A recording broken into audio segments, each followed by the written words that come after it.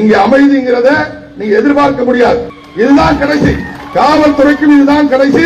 இங்க இருக்கக்கூடிய இஸ்லாமிய அமைப்புகளுக்கும் இதுதான் கடைசி. யார் வேண்டுமானாலும் போராட்டம் நடத்தலாம். அது எஸ்டிபி அமைப்பு நடத்தலாம், தமிழ்நாடு ஜவுளி ஜமாத் நடத்தலாம், பாகிஸ்தான்ல இருக்கக்கூடிய பயங்கரவாதி வந்து கூட்டம் போடுறா கூட இங்க போடலாம், அபின் சயீத் வந்து இங்க கூட்டம் போடுறா கூட போடலாம். காவல்துறை அனுமதி கொடுக்கும். ஆனா பிஜேபி கார இந்து இயக்கத்துக்கார போடணும்னு சொன்னா அனுமதி கிடையாது. உடனே அதை தடுத்து நிறுத்துறது, கைது பண்றது, சிறையில் அடைக்கிறது, கேஸ் போடுறது, வழக்கு போடுறது, இது வழக்கமா போச்சு. அந்த அடிப்படையில் தான் இன்னைக்கு தேசிய கொடி ஊர்வலத்தை கூட தடுத்து நிறுத்திருக்காங்க. நிச்சயமா அவர்களுடைய ஆசையை நிறைவேற்ற மாதிரி ஆயிப்போது காவல்துறை. காவல்துறை இன்னைக்கு நீங்க ஞாபகத்தில் வச்சுக்கணும், முஸ்லீம் அமைப்பு எந்த அமைப்பு ஒரு கூட்டம் முத்துப்பேட்டையில போட்டா அடுத்த நாள் அடுத்த கூட்டம் பிஜேபி போடும், இல்லைன்னா RSS போடும், இல்லைன்னா இந்து முன்னணி போடும், இல்லைன்னா VHP போடும். எங்கிட்ட 40க்கு மேற்பட்ட அமைப்பு இருக்கு. 4 அமைப்பு கிடையாது, 40க்கு மேற்பட்ட அமைப்பு இருக்கு எங்கிட்ட.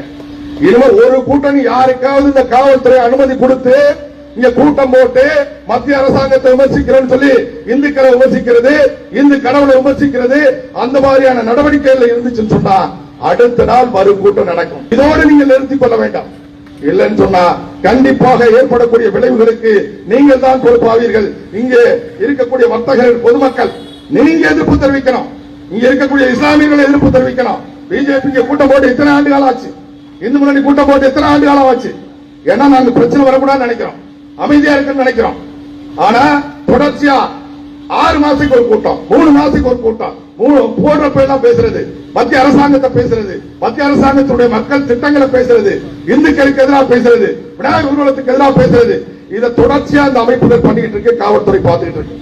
இனிமேலுக்கு இந்த மாதிரி ஒரு கூட்டம் இந்த முத்துப்பேட்டையில் நடந்துச்சுன்னா நடக்கிறதே வேற.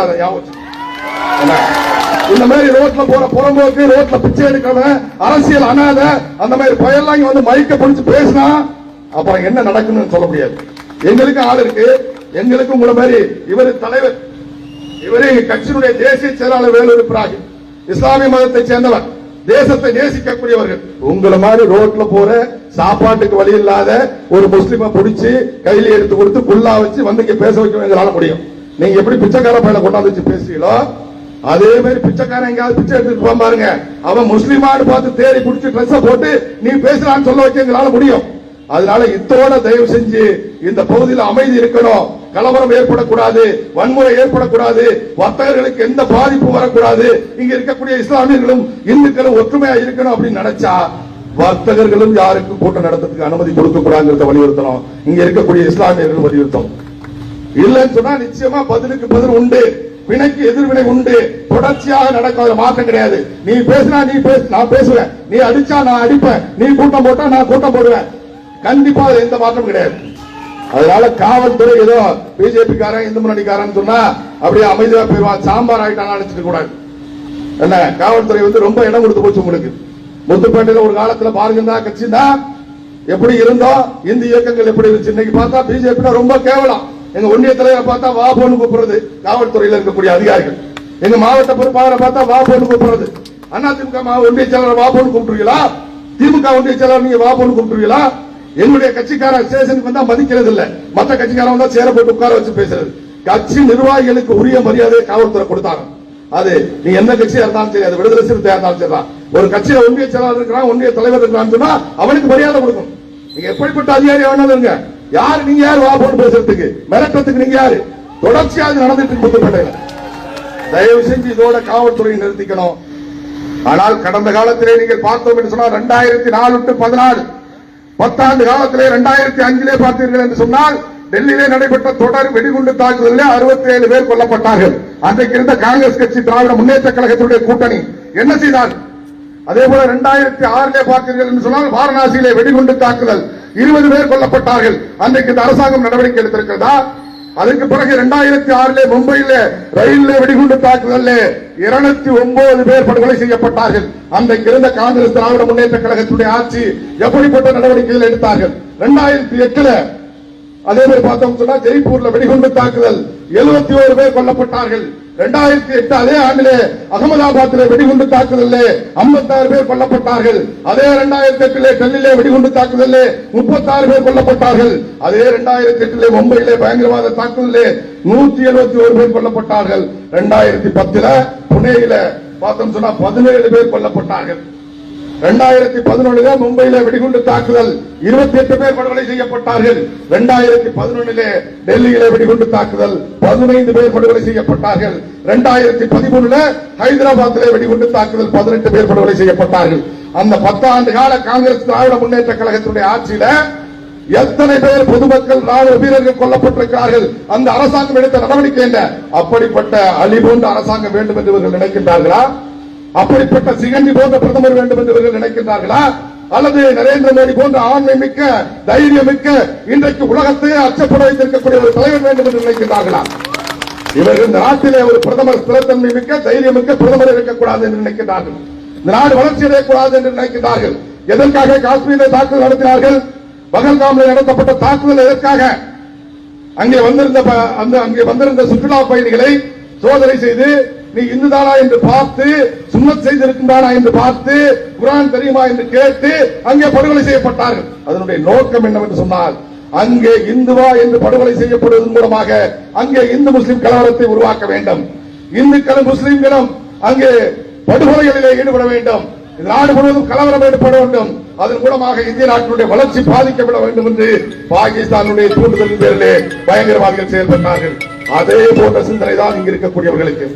அதே போன்ற சிந்தனை தான் பாகிஸ்தானுடைய தூண்டுதலின் பேரிலே பயங்கரவாதிகள் எந்த நோக்கத்தோடு செயல்பட்டார்களோ அந்த நோக்கம் முறியடிக்கப்பட்டிருக்கிறது. ஏனென்று சொன்னால், வெடிகுண்டு தாக்குதல் நடத்திய உடனடியாக வெடிகுண்டு தாக்குதல் நிறுத்துவதற்காக போராடி உயிர் நீத்தவன் ஒரு முஸ்லிம். அதே போல வெடிகுண்டு தாக்குதலில் காயமடைந்தவர்களை மருத்துவமனைக்கு தூக்கிச் சென்றவன் முஸ்லிம். அதே போல வெடிகுண்டு தாக்குதலில் பார்த்தோம் என்று சொன்னால் எத்தனையோ பேர் இறந்து போனார்கள். அவர்களுக்காக வீதியிலே இறங்கி ஆயிரக்கணக்காக போராடிய காஷ்மீர் மக்கள் முஸ்லிம்கள். ஒரு காலத்திலே இந்திய நாட்டை வெறுத்த, பாகிஸ்தானுக்கு ஆதரவாக இருந்த, பயங்கரவாதிகளை கைது செய்ய செல்லக்கூடிய ராணுவ வீரர்களை கல்லறிந்து கொன்ற காஷ்மீரை சேர்ந்த மக்கள் இன்றைக்கு பயங்கரவாதிகள் ஒழிக்கப்பட வேண்டும், பாகிஸ்தான் ஒழிக்கப்பட வேண்டும் என்பதற்காக வீதியிலே இறங்கி போராடி கொண்டிருக்கின்றார்கள். அப்படிப்பட்ட பயங்கரவாதிகளை நேசித்த, பாகிஸ்தானை நேசித்த மக்கள் கூட மாறிவிட்டார்கள். ஆனால் இங்கு இருக்கக்கூடிய சில அமைப்புகளை சேர்ந்தவர்கள் இன்னும் அந்த காஷ்மீர் மக்களை விட பாகிஸ்தான் காரணமாக நினைத்துக் கொண்டிருக்கிறார்கள். உன்னுடைய சிந்தனை பாகிஸ்தானை ஏற்றுக்கொள்கிறது என்று சொன்னால், நீ பாகிஸ்தானை நேசிக்கிறாய் என்று சொன்னால், நீ பாகிஸ்தானுக்கு சென்றுவிட்டு இங்கு இருக்க வேண்டும் என்று தேவை கிடையாது. தாராளமாக செல்லலாம். பாகிஸ்தானில் சென்று விட்டு எங்கு சென்றாலும் சரி, நீ பாகிஸ்தானை ஆதரித்தால், இந்திய நாட்டுக்காரனாக இருந்து கொண்டு பயங்கரவாதிகளை ஆதரித்தால், பாகிஸ்தானை ஆதரித்தால், அது லண்டனாக இருந்தாலும், கனடாவாக இருந்தாலும், அமெரிக்காவாக இருந்தாலும், எந்த நாடாக இருந்தாலும் கூட அந்த நாட்டிலே தேடி பிடித்து நம்முடைய பாதுகாப்பு படை உன்னை படுகொலை செய்யும். அதில் மாற்றம் கிடையாது. உலகம் பூரா அடிக்கிறோம். உலகத்துல எந்த நாட்டில், இந்திய நாட்டில் பயங்கரவாத தாக்குதல் நடத்திட்டு போய் இருந்தாலும் கூட அங்கே கொல்லப்படுகிறார்கள் பயங்கரவாதிகள். அப்படிப்பட்ட ஒரு ஆண்மையான ஆட்சி நடத்தி கொண்டிருக்கக்கூடிய நரேந்திர மோடி அவருடைய ஆட்சிக்கு எதிராக தொடர்ச்சியாக இந்த பகுதியிலே பிரச்சாரம், தொடர்ச்சியாக எப்படியாவது இந்த பகுதியிலே கலவரத்தை உண்டு செய்துவிட வேண்டும் என்பதற்காக முயற்சி. ஆனால் நிச்சயமாக நடைபெறாது. ஏனென்று சொன்னால், இந்த பகுதியில் அமைதி நிலவிக் கொண்டிருக்கின்றது என்று சொன்னால் அதற்கு ஒரே காரணம், இந்த பகுதியிலே பெரும்பான்மையாக வாழ்ந்து கொண்டிருக்கக்கூடிய இந்து சமுதாயம் தான் முதல் காரணமே தவிர நீங்க கிடையாது. உங்களை போன்ற சீர்கெட்ட அமைப்புகள் கிடையாது. அதே போல தேசபக்தி மிக்க முஸ்லிம்களும் இங்கே அமைதி நிலவ வேண்டும் என்று விரும்புகின்றார்கள். தேசத்திற்கு விரோதமாக சிந்தனை இருக்கக்கூடியவர்கள், பயங்கரவாதிகளுக்கு ஆதரவான சிந்தனை இருக்கக்கூடியவர்கள், பாகிஸ்தானுக்கு ஆதரவான சிந்தனை இருக்கக்கூடியவர்கள், பயங்கரவாதிகளை ஆதரிக்கக்கூடியவர்கள், பிரிவினைவாதிகள் தான் இன்றைக்கு இந்த பகுதியில் அமைதி நிலவக்கூடாது, கலவரம் ஏற்பட வேண்டும் என்பதற்காக, இந்த இஸ்லாமிய மக்களுடைய நன்மைக்காக மத்திய அரசாங்கம் கொண்டு வரக்கூடிய எல்லா சட்டங்களுக்கு எதிராகவும் தொடர்ச்சியாக போராட்டங்களை நடத்தி கொண்டிருக்கின்றார்கள். இத்தனை ஆண்டு காலமாக நாமும் பொறுத்திருந்தோம். காவல்துறை, இங்க இருக்கக்கூடிய இந்த மாவட்டத்தில் இருக்கக்கூடிய காவல்துறை எந்த காவல்துறையாக இருந்தாலும் சரிதான், பல ஆண்டு காலமாக நாம் பார்த்துக் கொண்டிருக்கின்றோம்.